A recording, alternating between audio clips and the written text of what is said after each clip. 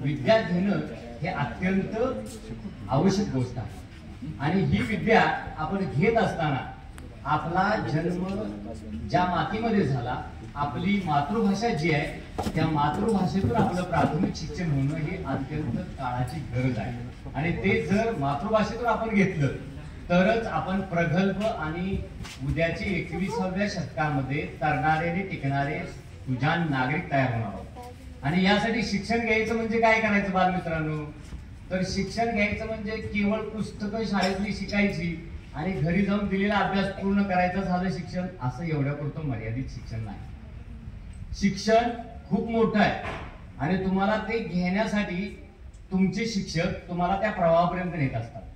आपल्याला वाटतं, गावाला वाटतं किंवा समाजाला वाटतं की शिक्षकांनी शिकवलं चांगलं तर आमची मुलं चांगले शिकतील असं वाटत असतं. पण खरं वास्तविक जर आपण इतिहासाचा अभ्यास केला किंवा बाकीच्या सर्व गोष्टी जर बघितल्या तर असं लक्षात येतं की कोणीही शिकवून शिकत नाही. शिक्षण हे प्रत्येक मुलाच्या अंगामध्ये आहे आणि आम्ही फक्त फॅसिलिटर म्हणून काम करतो. म्हणजे तुम्हाला फक्त त्या प्रवाहापर्यंत नेऊन सोडण्याचं काम आमचं आहे. आणि प्रवाहातलं जे प्राशन करायचं आहे, जे ज्ञान घ्यायचंय ते काम तुमचं आहे.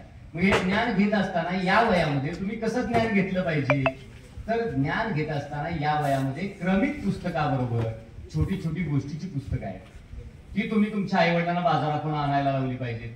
बरोबर, तुमचा वाढदिवस असेल तर तुम्ही सगळ्या शाळेला खाऊ वाटता, त्या खाऊच्या ऐवजी तुम्ही छोटी पुस्तकं 4 शाळेला भेट द्या.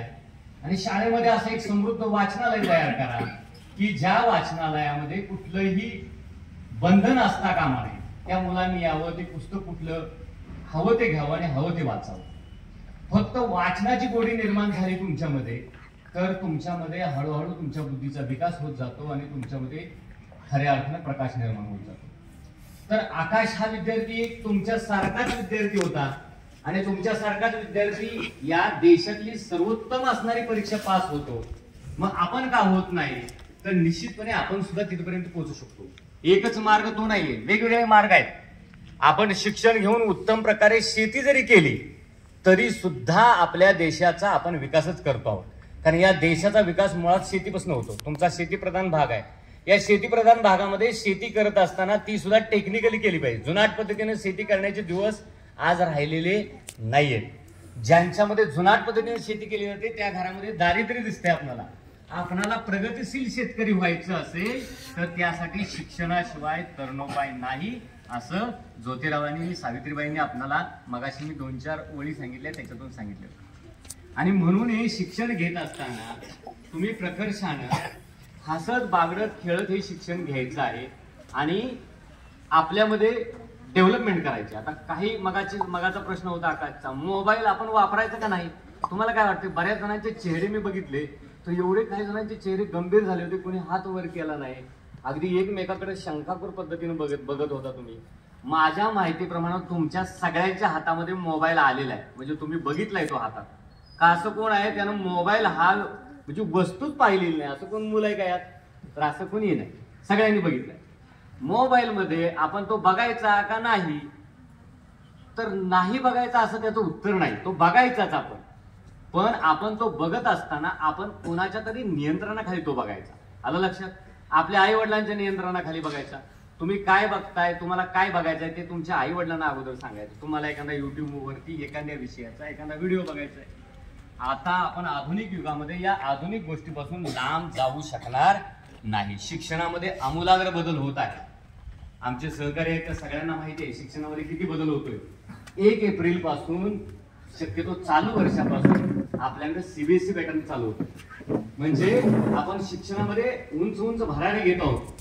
1986 राष्ट्रीय शैक्षणिक धोरणानुसार आपण चाललो आहोत, परंतु आज 2020 राष्ट्रीय शैक्षणिक धोरण आपल्या समोर आलेलं आहे आणि त्यानुसार आपण चालत आहोत. त्यावेळी आपल्याला मातृभाषेला न विसरता शिक्षण घ्यायचं.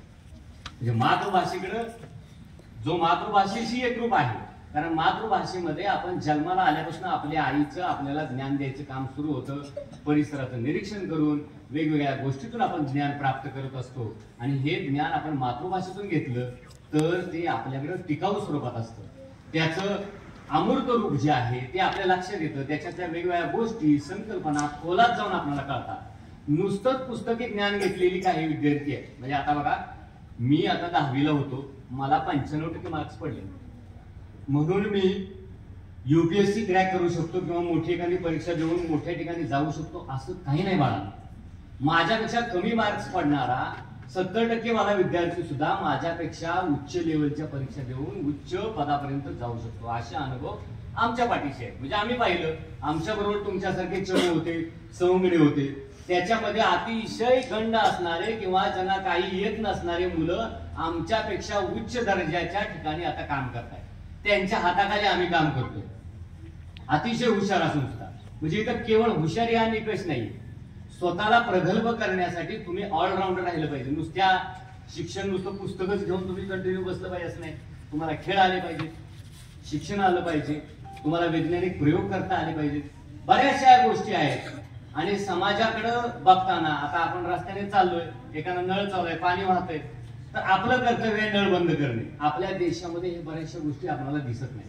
पाणी वाहतंय, वाहत जाऊ दे, कचरा पडलाय तिथंच पडू दे, पण तुमची स्वच्छता, तुमचा परिसर बघून तुम्हाला चांगल्या सवयी निश्चितपणे आहेत. या सवयी आपण या वयापासूनच अंमलात आणायच्या आहेत, आणि तरच आपण उद्या आपल्या देशाचे भावी नागरिक, सुजाण नागरिक घडणार आहोत आणि आपल्या जीवनामध्ये काहीतरी वेगळं निर्माण करणार.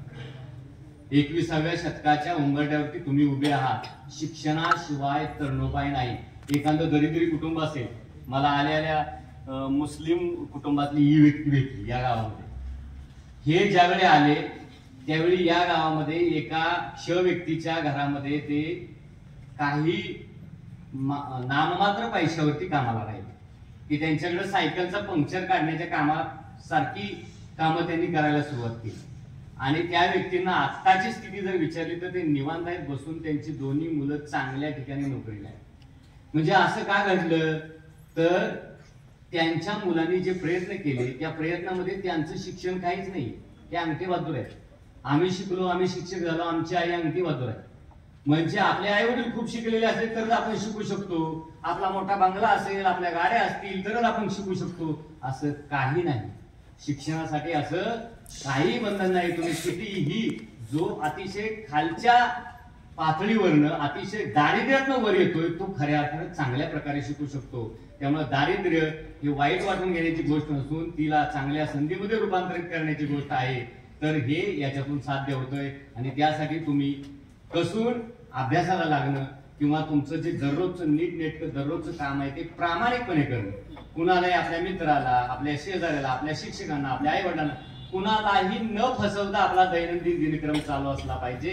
आणि आपण नवनवीन गोष्टी इतरांकडून घेण्याचा प्रयत्न केला पाहिजे. तरच आपण खऱ्या अर्थानं टिकू शकणार आहे. तशा प्रकारचा प्रयत्न सुशांतनं केला. मला वाटतं तो इंजिनिअरिंगला आमच्या जिल्ह्यामध्ये होता, सांगली जिल्ह्यामध्ये. आपल्या पाहुण्याचा मुलगा आपल्या जिल्ह्यातल्या एका चांगल्या इंजिनिअरिंग कॉलेजला, म्हणजे पश्चिम महाराष्ट्रामध्ये जे काही नावाजलेली इंजिनिअरिंग कॉलेज आहेत, COEP पुणे आहे तुमच्या जिल्ह्यामध्ये, तसंच आमच्या इकडं सांगलीचं वालचंद आहे. आणि त्या ठिकाणी याला ऍडमिशन मिळालं होतं. त्यासाठी याला आम्ही मध्ये आधी भेटण्यासाठी जात होतो. एकदा मी 1 किलो ऍपल घेऊन त्याला भेटायला गेलो, तर त्याला 10 वेळा मला सांगायला लागलं की ही ऍपल तू ठेव, तुझ्याकडे 1 किलो आणले, तुझ्यासाठी आणले. तो म्हणजे एवढे मला नको, यातले अर्धे तुम्ही परत घेऊन जावा. म्हणजे त्याच्यावरती झालेले संस्कार बघा, की त्याच्या अर्धा तास विनंती करावी लागली त्याला ते 1 किलो ऍपल त्याच्या हातामध्ये देण्यासाठी. म्हणजे इतरांची गोष्ट फुकट कुठलीही घेऊ नये हे संस्कार त्याची या शाळेने त्याच्यावरती रुजवले. टाळ्या वाजवा. तसे संस्कार आणि या संस्काराचा फायदा त्याला पुढच्या आयुष्यामध्ये झाला, की अतिशय काटकसरीतून शिक्षण कसं घ्यायचं त्याचं ज्वलंत उदाहरण तुमच्या पुढे आहे. त्याच्या वडिलांचा एवढी पण ऐकत नाही की त्याला लागेल तेवढा पैसा शिक्षणासाठी पुरवणे. त्याच्या मामांच्याकडे त्याचं शिक्षण झालं. याच्यामुळे बऱ्याचशा गोष्टी तुमच्या लक्षात असतील की घरच्या परिस्थितीपेक्षा सुद्धा घरची परिस्थिती डाऊन असल्यामुळे तो मामांच्याकडे येऊन शिकू लागला. मामाने त्याला सहकार्य केलं. तर अशा प्रकारे दुसऱ्याचं सहकार्य न घेता आपलं शिक्षण झालं पाहिजे या दृष्टीने त्यानं प्रयत्न केले.